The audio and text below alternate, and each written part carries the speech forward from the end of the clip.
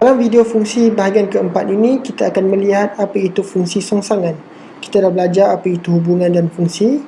Kita juga dah faham 3 cara nak gambarkan fungsi ini. Dalam bahagian ketiga, kita dah belajar apa itu fungsi gubahan. Dan dalam bahagian terakhir, kita akan belajar fungsi songsangan. Video tentang fungsi ini dicipta dan dibawakan khas oleh Abin. Jom kita mula. Anda ke kedai kopi dan satu cawan kopi berharga RM2. Katakan kita ada satu set kuantiti yang diwakili oleh huruf X dan satu lagi set bayaran yang diwakili oleh huruf Y. Kalau kita beli 2 gelas kopi, bayarannya adalah RM4. Untuk 4 gelas, bayarannya adalah RM8. Untuk 9 gelas, bayarannya adalah RM18. Fungsi dari X ke Y dipanggil sebagai fx, di mana X adalah input dan Y ataupun fx sebagai output. Yang ini kita dah belajar dalam video-video sebelum ini. Tetapi, ada satu lagi fungsi yang pergi secara terbalik daripada Y kepada X. Dan fungsi yang terbalik ini diberi nama f-1y, di mana Y adalah input dan X ataupun f-1y sebagai output. Dia terbalik. Dan fungsi yang terbalik inilah yang dipanggil sebagai fungsi songsangan. Contoh kalau fungsi yang biasa, kalau kita kata F 2 gelas, jawapannya adalah RM4. F 4 gelas, jawapannya adalah RM8. Tapi fungsi songsangan ni dia terbalik. Contoh F-1, RM8, jawapannya adalah 4 gelas. Kalau F-1, RM18, jawapannya pula adalah 9 gelas. Tata tanda fungsi untuk fx. Kita tahu yang bayaran sama dengan RM2 darab kuantiti. Kita juga boleh tulis Y sama dengan 2X sebab bayaran adalah Y dan kuantiti adalah X. Ataupun kita juga boleh tulis fx sama dengan 2X. Mana-mana antara dua ni kita boleh tulis. Sama je, tak ada beza. Contoh kalau kuantiti X sama dengan 2 gelas, bayaran Y akan jadi RM4. Sama dengan bila kuantiti X sama dengan 4 gelas, bayaran Y akan jadi RM8. Jadi kita boleh katakan yang tata tanda fungsi fx ini adalah tepat. Sekarang macam mana pula dengan fungsi songsangan f-1y kita tu? Kita tahu yang kuantiti sama dengan bayaran bahagi harga RM2. Kita juga boleh tulis X sama dengan Y bahagi 2. Dan kita juga boleh gantikan X ini dengan f-1y. Tiada masalah. Tepat ke tata tanda fungsi untuk f-1y kita ni? Jom kita test. Bila bayaran Y sama dengan RM8, kuantiti X adalah 4 gelas. Bila bayaran Y sama dengan RM18, kuantiti X adalah 9 gelas. Jadi kita boleh katakan yang fungsi f-1y ini adalah tepat. Untuk kita fahamkan lagi bahagian ini, kita boleh splitkan gambar rajah ini kepada dua. Gambar rajah yang pertama dengan fungsi yang biasa, inputnya adalah X. Kemudian melalui proses 2X, output yang kita dapat adalah Y. Untuk gambar rajah yang kedua, dengan fungsi songsangan, inputnya adalah Y dan melalui proses Y bahagi 2, output yang kita akan dapat adalah X. Info tambahan. Info ini sangat penting untuk anda faham apa yang akan saya terangkan sekejap lagi. Kita kena faham yang simbol X dan Y yang kita gunakan ni adalah sekadar simbol. Kita boleh tukar apa-apa simbol sahaja, asalkan kesemua simbol dalam satu fungsi itu seragam. Contohnya, dalam gambar rajah sebelah kanan ni, kalau kita nak tukarkan simbol bayaran kepada P dan kuantiti kepada Q pun tak ada masalah, asalkan dia seragam dengan fungsi songsangan kat tengah-tengah ni. Fungsi songsangan kita yang baru akan jadi f-1p sama dengan P bahagi 2. P dan Q tak pas, tak apa, kita boleh gunakan simbol R untuk input bayaran dan S untuk output kuantiti.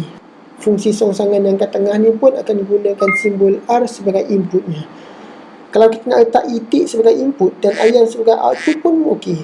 Bila kita letak itik sebagai input, fungsi songsangan ini pun kena ada simbol itik juga. Kita akan dapat f-1 itik sama dengan itik bahagi 2. Barulah betul.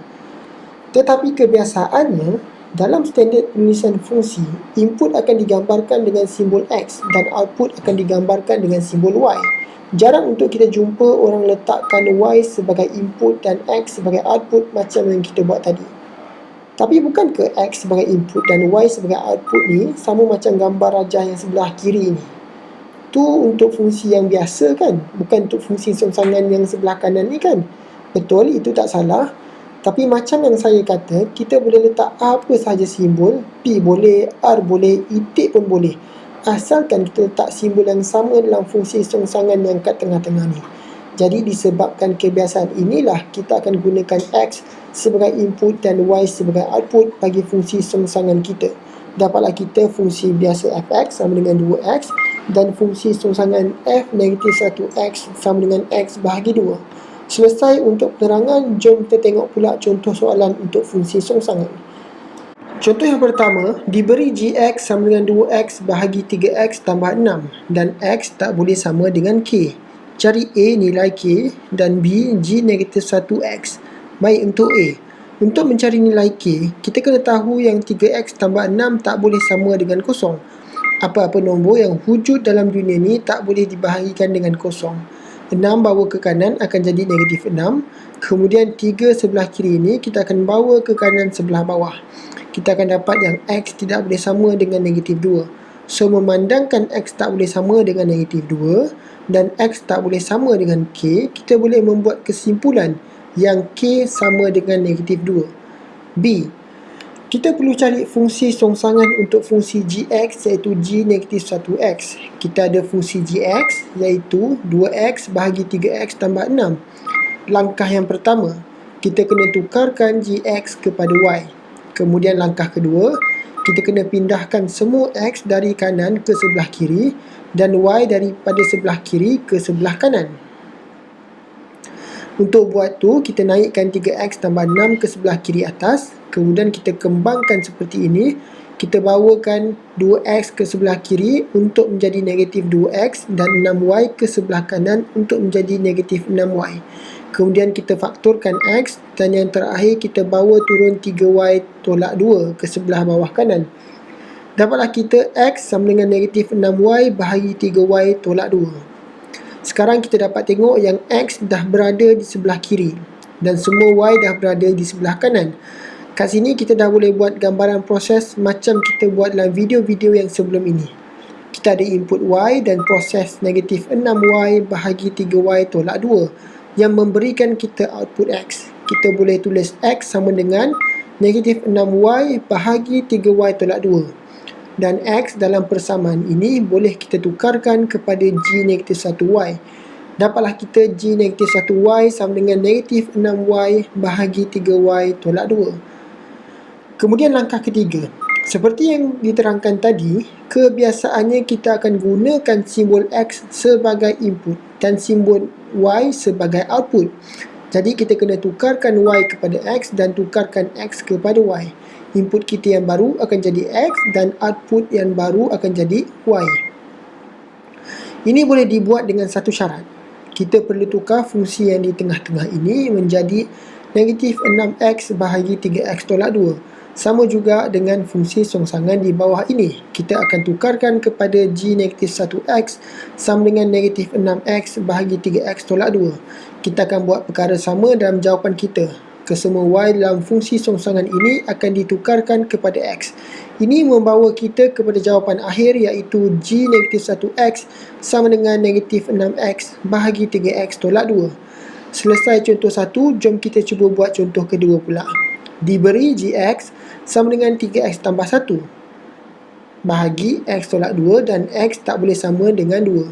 Cari A g negatif 1x dan B g negatif 1 negatif 2. Untuk A, kita ada fungsi gx. Langkah pertama, tukarkan gx kepada y. Langkah kedua, bawa semua x ke sebelah kiri dan y ke sebelah kanan. Dengan kita pindah sana sini, kita akan dapat x sama dengan 2y tambah 1 bahagi y tolak 3. Sekarang kita boleh buat gambaran proses yang macam sebelum ini kita buat. Inputnya adalah y, prosesnya adalah 2y tambah 1 bahagi y tolak 3 dan outputnya adalah x. Kita akan ada juga persamaan seperti ini. X dalam persamaan ini boleh kita tukarkan menjadi g negatif 1y. Kemudian langkah ketiga, kita akan gunakan simbol x sebagai input dan simbol y sebagai output. Jadi kita kena tukarkan y kepada x dan tukarkan x kepada y. Input kita yang baru akan jadi x dan output yang baru akan jadi y. Nak buat macam ni, kita perlu tukar proses yang di tengah-tengah ini menjadi 2x tambah 1 bahagi x tolak 3. Sama juga dengan fungsi songsangan di bawah ini, kita akan tukarkan kepada g negatif 1x sama dengan 2x tambah 1 bahagi x tolak 3. Kita akan buat perkara sama dalam jawapan kita. Kesemua y dalam fungsi songsangan ini akan ditukarkan kepada x. Ini membawa kita kepada jawapan akhir, iaitu g negatif 1x sama dengan 2x tambah 1 bahagi x tolak 3. Untuk soalan B, kita hanya perlu gantikan x dengan negatif 2. Selepas buat pengiraan, kita akan dapat g negatif 1 negatif 2 sama dengan 3/5. Kita dah selesai ke semua 4 bahagian untuk tajuk fungsi. Harap anda semua dapat manfaat daripada video fungsi ini dan kita jumpa lagi dalam bab yang seterusnya. Terima kasih. Bye.